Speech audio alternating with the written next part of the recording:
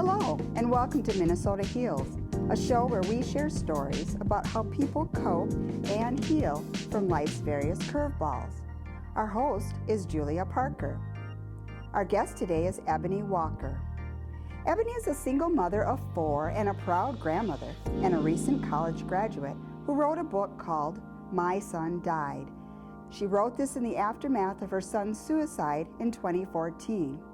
She's here today to share how she's healed. Hi, and welcome to Minnesota Heals. This is a show about people that have gone through some traumatic situations or deaths or certain situations and how they've healed. And so today on our show, we're having Ebony Walker, and she wrote this book, My Son Died. So we're going to have a conversation with her. Ebony, thanks so much for showing up today and meeting with me. I really appreciate it. Thank you for having me. You're welcome. So, your book. Congratulations on this book. It was a great read. Thank you. Yeah, Thank you. very deep, very gut-wrenching, to say the least. Yes. Yeah, and I wanted to, as I was reading it, I wanted to thank you for your honesty. You were so honest, and you just kind of laid your heart out there for us all. And so that takes a lot of courage. Yes, I get that a lot. Yeah, it takes a lot of courage. So when I was reading this, it's kind of like a guidebook, almost with a journal attached to it, or it's just kind of how you went through your journey and you left room for other people to kind of have their journey, as you had the little, at the end of the chapters, paper for them to kind of journal their experience. So I had them to put, the publisher to put the journal spaces in the back because I wanted whoever was reading it, you know, as a quick read, so I wanted them to go back to reflect. And so, you know, to write your thoughts down because when my son passed away, and I didn't write a lot of stuff down, a lot of stuff was in memory. And so with sudden death like that, you suffer from PTSD. And so you lose a lot of things that you need to remember, to grieve and to move forward. And I felt like if they had the book and they were able to like jot down things immediately, then they can go back and reflect. And then that part will help them grow because they'll say, oh, I remember when this happened to me. And then they can just move on. They'll read it, they reflect, and say, oh, I'm past this stage, or I need to go back and work on this stage. And they would grieve correctly. That was really good because I know, because I'm a journaler.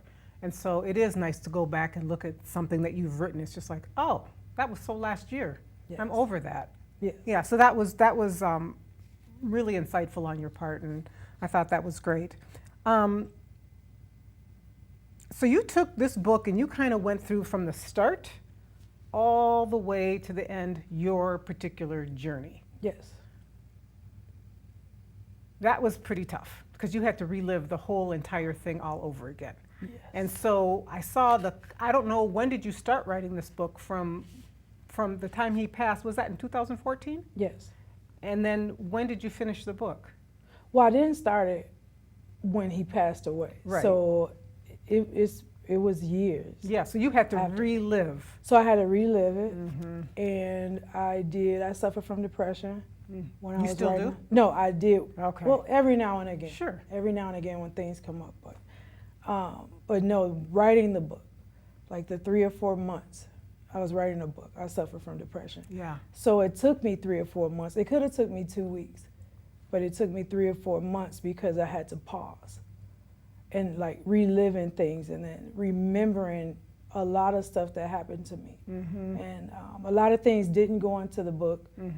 How can you? Yeah, just to be careful, and you know, there were a lot of other family members and a lot of other people that played a part in the whole thing, and I just wanted to make sure that, you know, even though I was trying to gain some peace that everybody else was too, it was difficult for everybody. So yeah, I took time to just write, and then sometimes I'll write a chapter and then I'll take like walks. Yeah. Or sometimes I'll write a chapter and I'll call a therapist and speak with them, or I'll just I'll do something different. To just kind of change up the energy a little bit? Yes. Yeah. Yes, I had to. Otherwise, it was like a smack in the face. And, you know, I started remembering like everything that happened to me. And I'm like, how awful of a thing that I just went through. And I'm like, I don't know how I survived this. Well, I had to take pauses from it. I started reading it and I'm like, whoa, this is heavy. Yes. And I work in that field, you know, in a cemetery, and it was heavy. And so I had to pick it up when I felt like, okay, I can read another chapter, but it is heavy and it is good to cry it out. Yes. You know, Yes. Your son died of suicide. Yes. So I can't think of anything worse to go through. You said in your first chapter, don't ignore the signs. How do you know what the signs are? I hear that all the time, don't ignore the signs, but they're cryptic. Yeah. You can tell. So I've spoken. You can tell now that it's done? No, I knew then. You knew then? I knew then. He spoke it. He Oh. said it a lot. So, and you know, I talked to other mothers too that kids had committed suicide, and the numbers are high with men anyway. But he was speaking. He would say it. Like he didn't think he belonged, you know. And even the other day, I just was thinking about him and I was talking to my daughter. And I was like, I remember when he used to just cut out all of the pictures. Like he used to cut out himself and would leave everybody else. And he would always say, you know, his last name is after his father's. And so he would say, I'm different because you all have the same last name and I don't. You know, or like everybody knows that you all are some kin to each other, but they don't know that I'm some kin to you. You know, so I used to always try to find ways to, you know, make them feel better with that. Like they don't need to know who you are. Just know if we're in a bind, then you can come and help us out because they don't know who you are. Like trying to make jokes and trying to make them feel better with the situation, but he never did. I've heard that a lot, and it's something that for me, it didn't happen to me, but it seems like not a big deal. But you never know what somebody else is going through. Yeah. And when it's a big deal to them, I am learning, and I learned even from reading your book, make it a big deal. Yes. What would you do different if you could, right now, if you were hearing those signs, what would you do different now? Boy, if you do that, I just, you know, my life wasn't right. And so my life affected his life. Yeah, of course. So I would have changed everything up, and I would have, the prayers, I don't know if you saw the prayers I was putting in. I said this prayer that I said at first, like, Lord, if you take him, I wouldn't care because, you know, I'm tired of him being depressed. I just really want him to stop. And that prayer would have been totally different. And I think I would have just gave my life fully to Christ. Yeah. Because I used to see him sometimes, and he used to be reading the Bible, and I'm like, what is he doing? Your son would? Yeah. Oh. Because I had Bibles all in the house. Did I understand them? No.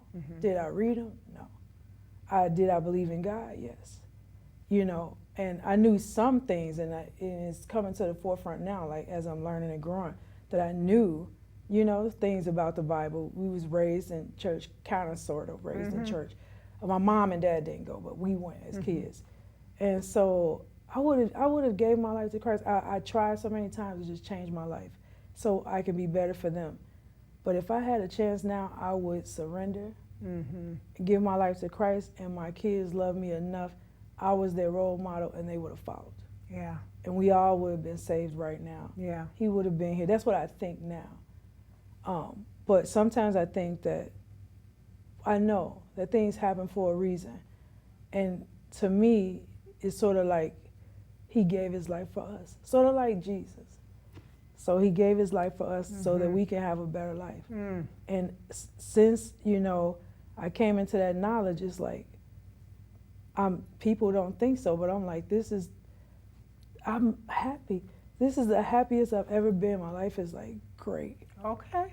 My life is great, and I feel blessed and favored just to even be here right now. You know what I mean? I do. And yeah, it's good. My kids, they're like, they're proud of me. They're changing their lives, and I'm prayerful and hopeful that it will just trickle down as a generation. Good. So back to your book. You said in chapter 6, accepting the loss, and you were talking about having, and you talked about it at the beginning too, having PTSD. Mm. Tell me more about that, because I think a lot of people are going through PTSD, but you always think it's just kind of veterans and things like that. You don't really think it's your situation. At least I don't. No. And then sometimes I started to realize, I think I'm dealing with a little PTSD, but I never really say it out loud. Yeah, I say it out loud all the Okay. time. It's like, you know, it's like when you go into shock, everything else is, you don't really understand. Mm-hmm. When you come, it's like when you come back to who you are, it's like you go through the funeral, and then after the funeral, how I describe it is like your spirit is taken out of your body. Mm-hmm. And after the funeral, the next day, bam, it's back in there. And reality sets in.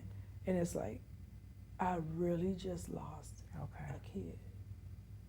Unbelievable. And then you just go through all these emotions, and you begin to understand. You see things differently from other people. You blank out. I had to have people just to scream my name. I would blank out. Mm. I had no recollection if I was here. I can drive and blank out. Oh. For like more than 5 minutes. Okay. And I had to have somebody with me all the time around that time because I blanked out so much. Wow. And I wouldn't hear them. It would be like a dream. That's how I would hear them. It was really, really bad. And so you couldn't. Does that happen to other people? Or Yes. Okay, that's a part of it. Yes. Is that kind of a part of it with suicide?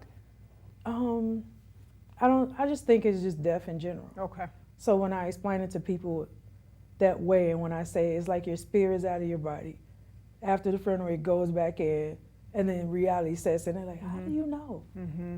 Yeah, death doesn't have a certain look. Because I mostly just heard of people saying things like the funeral was just a fog. Yes. It was just like a blur. I don't remember anything. Yep, you don't. Okay. You don't remember anything.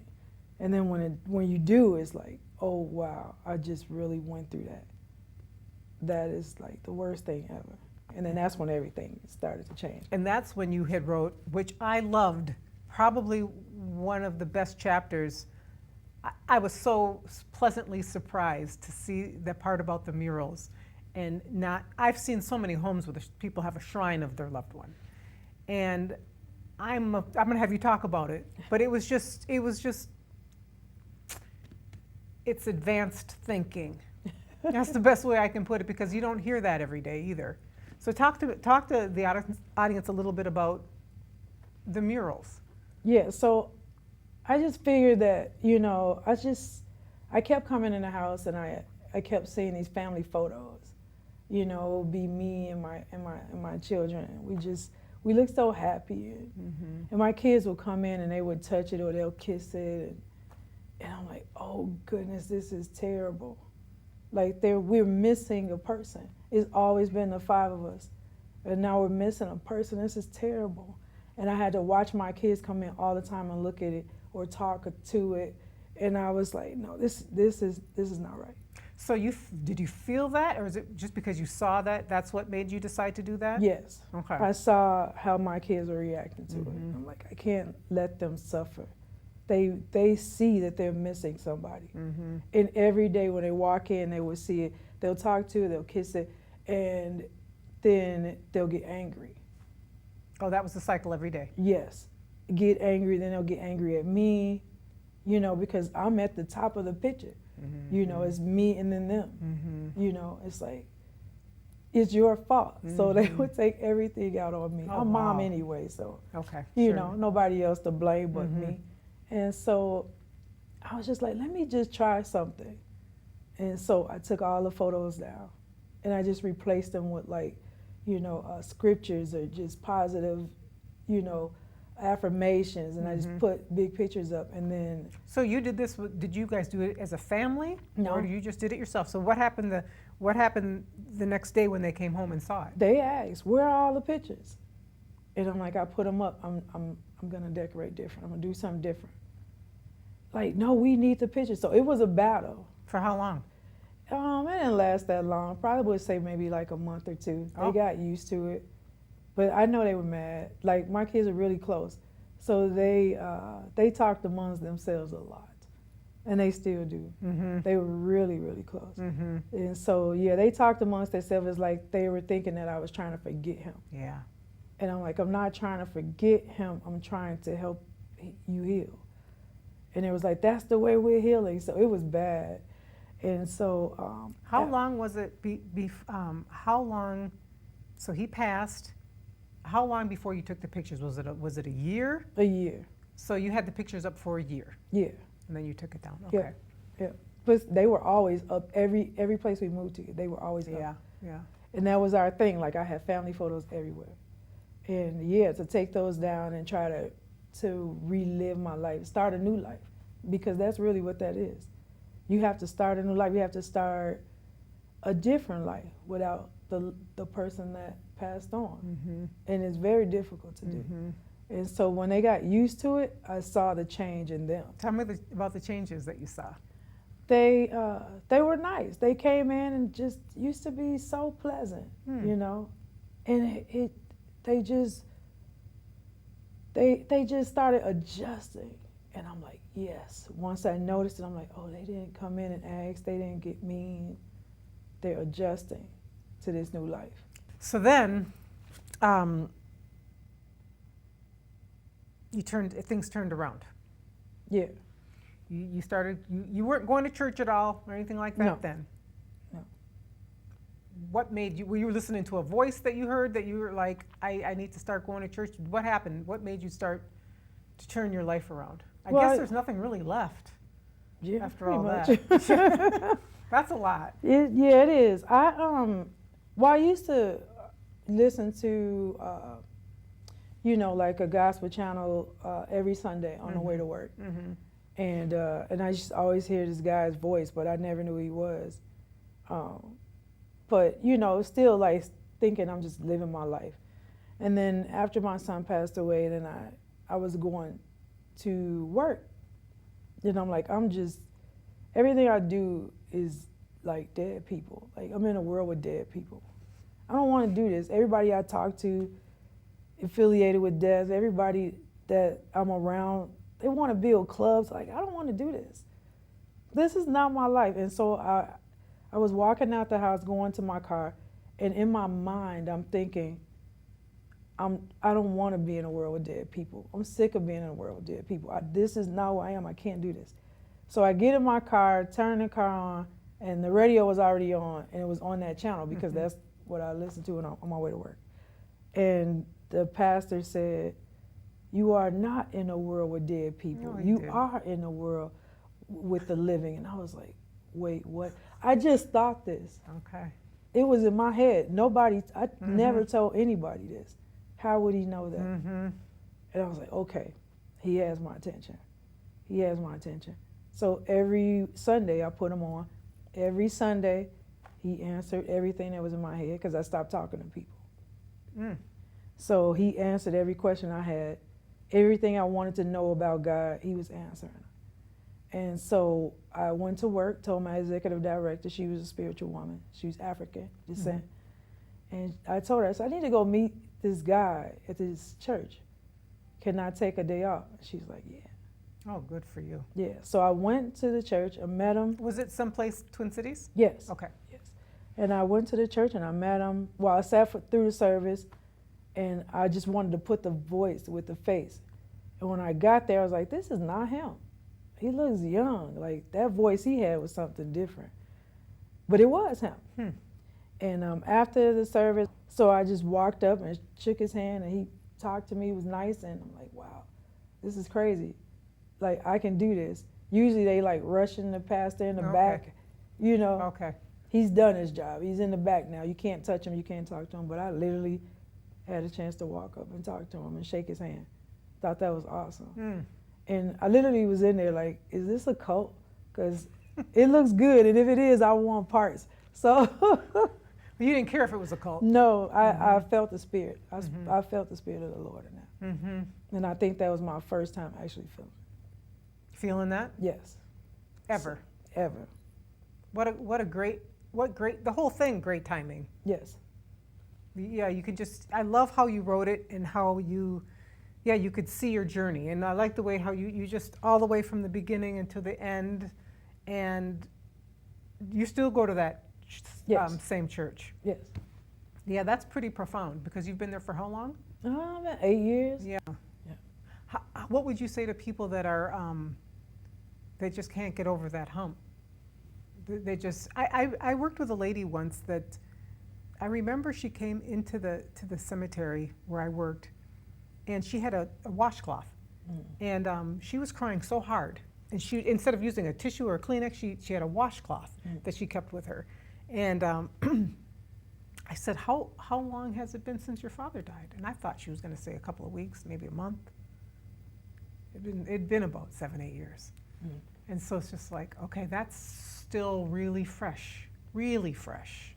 It was really fresh, and that seemed like a really tough spot to be in after 8 years.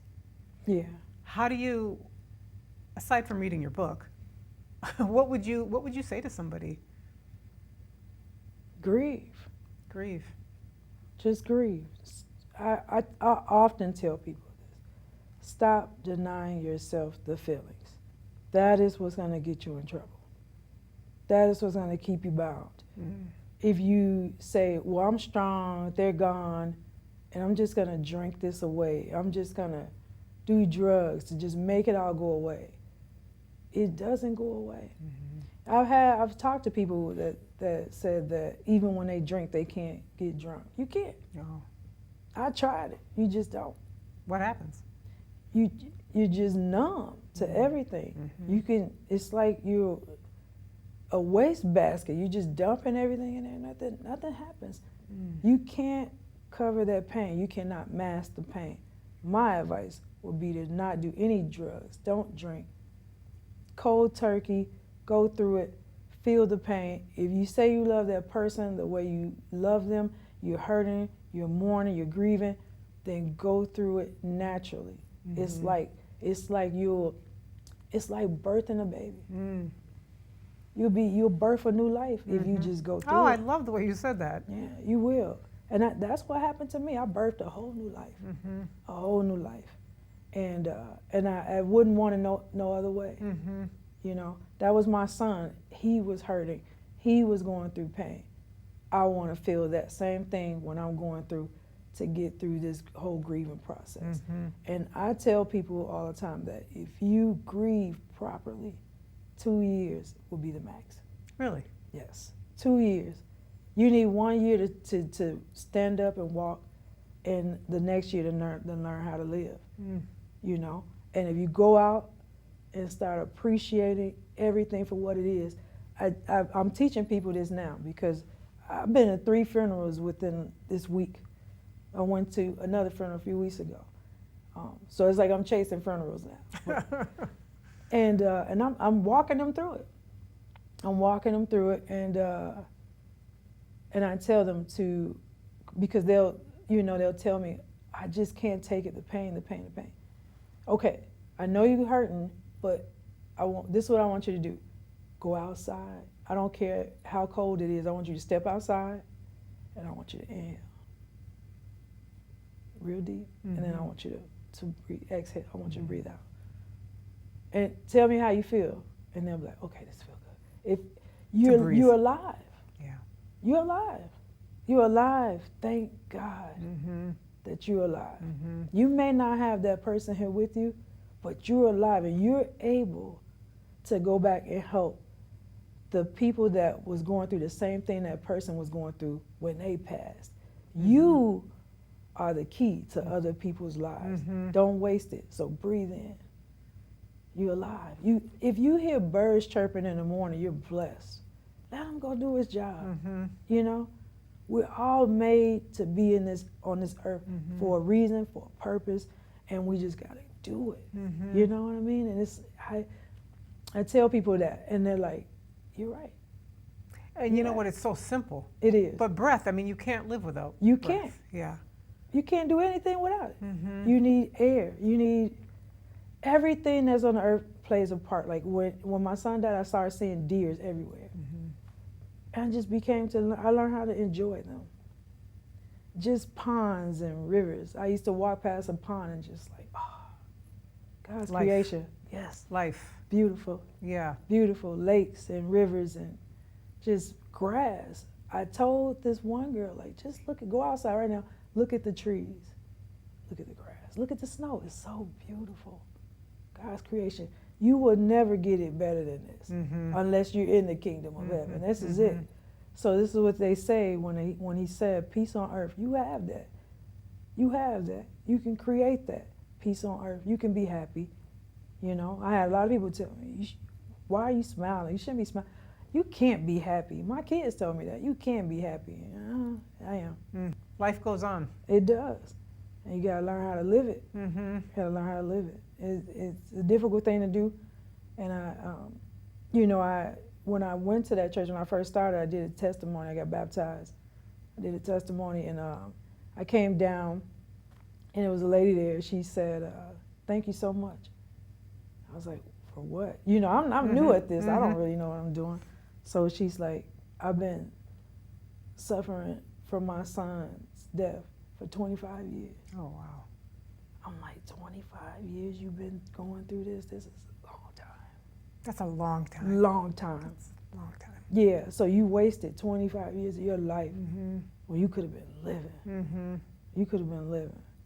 Yeah, I am so, you know, it's what a terrible thing to have to go through, but it couldn't have happened to a better person to share this message. I mean, that's your message. Yes. Yeah. Because that's a tough one to get out of. Yeah. And it can't be received by just anybody, No, you know? but people believe me. Yeah. People believe Well, me. everything, you exude love. And the other thing too is that you've made life simple. You make it simple. Yes. Go outside, look at the streams, look at the ponds, look at the lake. You know what I mean? It's right there in front of you. Life is happening right in front of you. Open your eyes and see it. Yes. Well, Ebony, I just thank you so much for coming and sharing. This was so enlightening for me. I really, really appreciate it. Hope everybody watching really got something powerful from this young lady. Go breathe some fresh air.